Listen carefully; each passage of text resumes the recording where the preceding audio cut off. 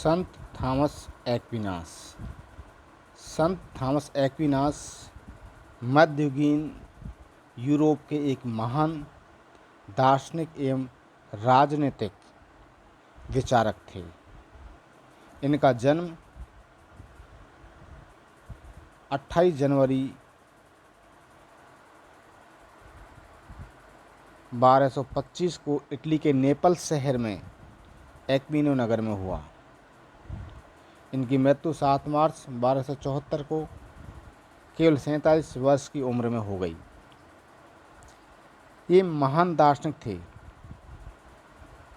संत Thomas Aquinas के राजनीतिक परिवारों से संबंध थे, क्योंकि इनके पिता एक्विनो नगर के सम्राट थे, जिनका इटली के और नेपल्स के राज परिवार से संबंध थे, और साथ ही साथ फ्रांस के सम्राट के राज परिवार से भी इनके पारिवारिक संबंध थे।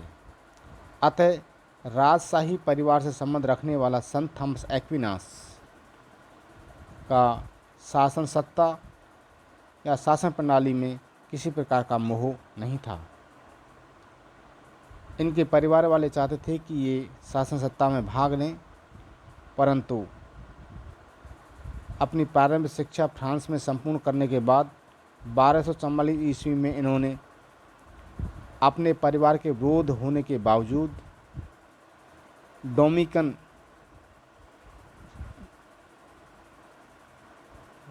आर्डर की सदस्यता स्वीकार की और पोप की सिफारिश के आधार पर 1226 ईस्वी में इन्हें मास्टर ऑफ थियोलॉजी की उपाधि से भी सुशोभित किया गया।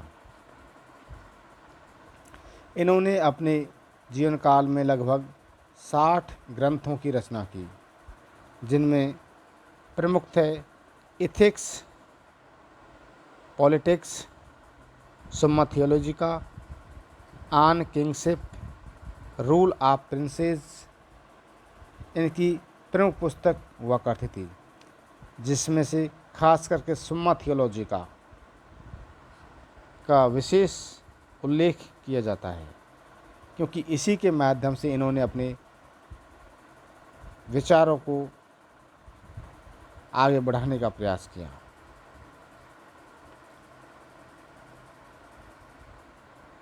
वैसे संत थॉमस एक्विनास को मध्य युग का महान राजनीतिक या दार्शनिक विचारक कहने के पीछे मूल मंतव्य जो है वो है मध्ययुगीन विचारधारा और प्राचीन युगीन विचारधारा एवं आधुनिक युगीन विचारधारा के मध्य समन्वय स्थापित करने का इन्होंने प्रयास किया।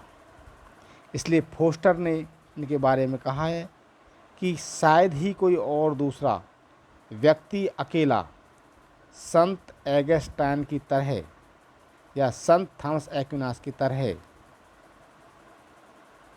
विचारधाराओं में समन्वय नहीं कर सकता।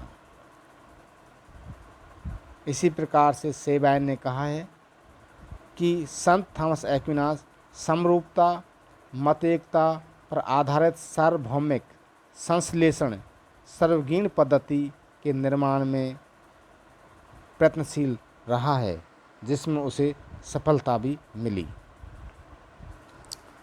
इसके साथ इन्हें जो महान बनाने के पीछे जो कारण हैं, उनमें मुख्यतः 2 कारण प्रमुखता से बताए जाते हैं। एक कारण जो है वह नवीन यूरोप का प्रतिनिधित्व इन्होंने किया, जो अंधकार से बाहर निकल रहा था। इसमें इन्होंने योगदान भी दिया और उस विचारधारा को आगे बढ़ाने में महत्वपूर्ण भूमिका भी निभाई। दूसरा इनका कार्य था कि उस समय मध्य युग में विभिन्न विचारधाराएं संचालित हो रही थी या प्रभावित हो रही थी, उन सभी में समन्वय करने का इन्होंने प्रयास किया, जिसमें इन्हें सफलता भी मिली। इसी कारण से इन्हें मध्ययुगीन महान दार्शनिक एवं राजनीतिक विचारक कहा जाता है।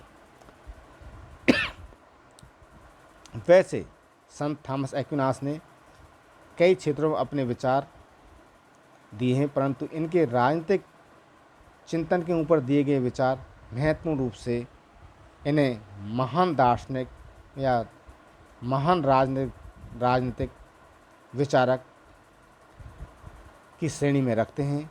उसके पीछे मूल कारण है इनके राज्य संबंधी विचार। सुम्मा थियोलॉजिका नामक अपनी पुस्तक के अंतर्गत संत थॉमस अपने राजनीतिक विचारों का उल्लेख करता है, जिसमें प्रथम आते हैं राज्य संबंधी विचार। राज्य संबंधी विचारों के अंतर्गत वो राष्ट्रीय राज्यों की कल्पना करते हैं। इसके पीछे मूल कारण है कि राष्ट्रीय राज्यों का आकार विशाल होता है, जो अपनी रक्षा करने में सामर्थ्य होता है। और संत थॉमस एक्विनास कहते हैं कि व्यक्ति के पारलौकिक जीवन के लिए राज्य का होना अनिवार्य है, अर्थात वह उसके पूर्वगामी जो विचारक जो थे वो राज्य को मनुष्य के पापों का परिणाम मानते थे। इसकी बनस्पत वह राज्य एवं संपत्ति दोनों को ही मनुष्य के विकास के लिए स्वाभाविक मानते थे, अनिवार्य एवं आवश्यक मानते थे, अर्थात इनके बिना मनुष्य का विकास या सामाजिक व्यवस्था का विकास संभव नहीं है। अतः राज्य संबंधी उनके विचार इस तरीके से हैं। दूसरे उनके विचार आते हैं शासन संबंधी विचार। संत थॉमस एक्विनास शासन की 3 प्रक्रियाओं का या तीन प्रणालियों का श्रेष्ठता के रूप में वर्णन करते हैं, जिनमें है राजतंत्र, दूसरा है कुलीन तंत्र, तीसरा है सार्वजन तंत्र। इसके अलावा 3 और शासन प्रणालियां हैं जिन्हें वे निकृष्ट या यूँ कहें कि जिनको वो भ्रष्ट शासन प्रणाली के रूप में वर्णन करता है, जैसे निरंकुश तंत्र, धनिक तंत्र और जनतंत्र। इन शासन प्रणालियों को वो विकृत रूप में स्वीकार करता है और सामाजिक व्यवस्था या मनुष्य विकास के लिए राजतंत्र, कुलीन तंत्र और सर्वजन तंत्र शासन प्रणाली को ही श्रेष्ठ मानता है। इसके अलावा उन्होंने संपत्ति संबंधी विचार भी दिए हैं। संत थॉमस एक्विनास मनुष्य जीवन के लिए संपत्ति को अनिवार्य मानता है, परंतु वो कहते हैं कि संपत्ति का उपयोग सामूहिक हो। संपत्ति का सामूहिक उपयोग से सामाजिक कल्याण संभव है। अतः संपत्ति को उसके पूर्वगामी विचारक एक पाप की श्रेणी में रखते थे। यहाँ पे एक्विनास इसको एक आवश्यक वस्तु के रूप में स्वीकार करता है। इसके अलावा उनके दूसरे विचार हैं राज्य एवं चर्च संबंधी विचार। राज्य एवं चर्च संबंधी विचारों के अंतर्गत संत थॉमस एक्विनास चर्च को सामाजिक संगठन का मुकुट मानता है। इस प्रकार से उसे राज्य से ऊंचा स्थान प्रदान करता है और मनुष्य जीवन के लक्ष्यों को 2 भागों में वो विभाजित करता है। एक है भौतिक सुख, इसकी प्राप्ति का साधन वो राज्य को मानता है।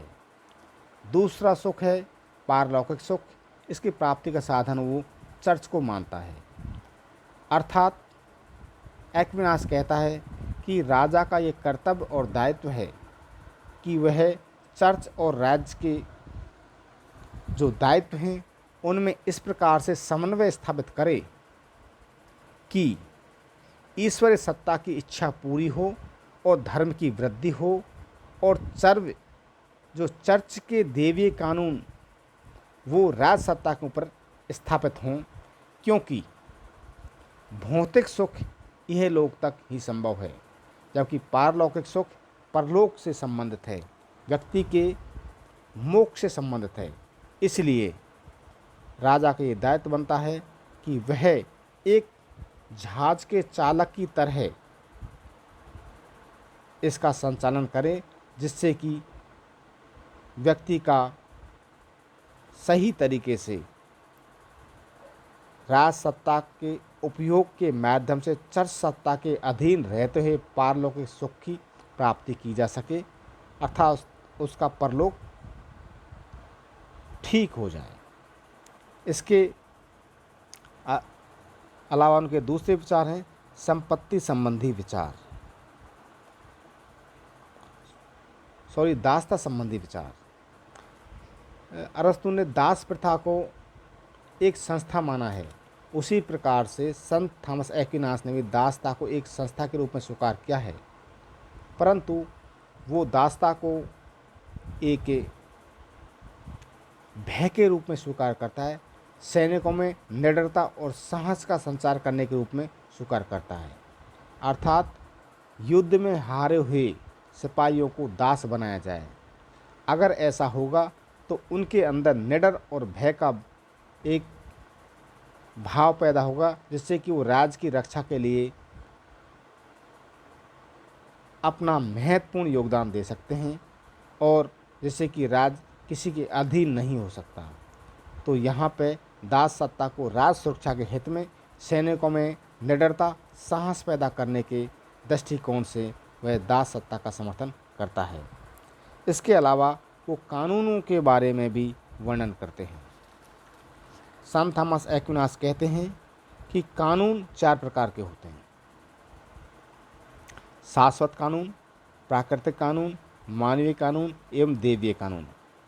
प्राकृतिक कानून और शाश्वत कानून एक अलग प्रकार के होते हैं। जैसे हम शाश्वत कानून का वर्णन करें, जिन सिद्धांतों के आधार पर ईश्वर सृष्टि को परिचालित करता है या ईश्वरीय सत्ता जिस आधार पर स्थापित होती है, वह शाश्वत कानून की श्रेणी में आती हैं। अर्थात समस्त सृष्टि, मानव, पशु, जड़ पदार्थ सभी शाश्वत कानून के अधीन हैं। अर्थात शाश्वत कानून वे कानून हैं जो ईश्वर की इच्छाएं मात्र हैं। ये विवेक के अधीन नहीं हैं, ये मनुष्य ज्ञान से बहुत दूर है, मनुष्य इन्हें समझ नहीं पाता। तो शाश्वत कानून ईश्वरीय कानून हैं जो किसी के भी अधीन नहीं हैं। इनको मनुष्य के ज्ञान की परिधि से बाहर रखा जाता है। दूसरा कानून होता है प्राकृतिक कानून। प्राकृतिक कानून का आधार वह है शाश्वत कानून। प्राकृतिक कानून स्पष्ट और बोधगम्य हैं। मनुष्य इस कानूनों की सहायता से भले बुरे या सत असत का ज्ञान कर सकता है, अर्थात सच्चाई और बुराई को पहचान सकता है। और प्राकृतिक कानून सभी वस्तुओं में समान रूप से विद्यमान होता है, जिसमें मनुष्य हों या पशु हों या जड़ पदार्थ हों, अर्थात वनस्पति हो, सबको हम एक श्रेणी में रख सकते हैं। उसके अलावा दूसरा कानून होता है मानवीय कानून। ये मनुष्य द्वारा समाज में शांति व्यवस्था, समाज में समरूपता, भाईचारा स्थापित करने के उद्देश्य से मनुष्य द्वारा इनका निर्माण किया जाता है, जो प्राकृतिक कानून के ऊपर आधारित होते हैं। मानवीय कानून भय और दंड पर आधारित होते हैं। अगर इनका उल्लंघन कोई करता है तो उसको दंड स्वरूप सज़ा मिलती है। इस वजह से प्रत्येक व्यक्ति मानवीय कानून का पालन करता है, जिससे कि समाज में, राज्य में शांति स्थापित होती है। इसके अलावा एक कानून होता है दैवीय कानून। दैवीय कानून वह कानून है जो ईसाई धर्म ने संपूर्ण संसार में इसको प्रसारित किया है, जिसका आधार चर्च है। अर्थात ईश्वरीय सत्य की ओर ले जाने वाला वह कानून या मोक्ष की ओर ले जाने वाला वह रास्ता, जिसको व्यक्ति चर्च के माध्यम से ग्रहण करता है। चर्च के माध्यम से वह जानता है कि ईश्वर पारलौकिक सुख में निहित है। इस प्रकार से व्यक्ति के अंतर्गत जो भौतिक सुख की लालसा होती है, उसको हटा करके मनुष्य के अंदर एक पारलौकिक सुख की भावना पैदा करने का प्रयत्न किया जाता है। वो इसका माध्यम है चर्च, और चर्च में भी इस कानून को स्थापित किया जाता है दो भागों से। एक है ओल्ड टेस्टामेंट, दूसरा है न्यू टेस्टामेंट। अर्थात इनके आधार पर मनुष्य में धर्म के प्रति आस्था पैदा की जाती है, वही देवीय कानून है। इस प्रकार से हम कह सकते हैं कि संत थॉमस एक्विनास के द्वारा मध्य युग में धर्म की स्थापना और चर्च एवं राज्य के मध्य समन्वय स्थापित करके समाज में शांति व्यवस्था या उस समय की विचारधाराओं में समन्वय स्थापित करके समरूपता, सर्वगीणता स्थापित करके समाज में शांति व्यवस्था कायम की गई। इसलिए संत थॉमस एक्विनास को मध्य युग का महान दार्शनिक राजनीतिक विचारक माना जाता है, क्योंकि मध्य युग एक उथल पुथल का दौर था। उस उथल पुथल भरे दौर में स्थायित्व लाने का जो प्रयत्न किया वह संत थॉमस एक्विनास के द्वारा किया गया। इसीलिए इनको एक महान विचारक के रूप में जाना जाता है। धन्यवाद।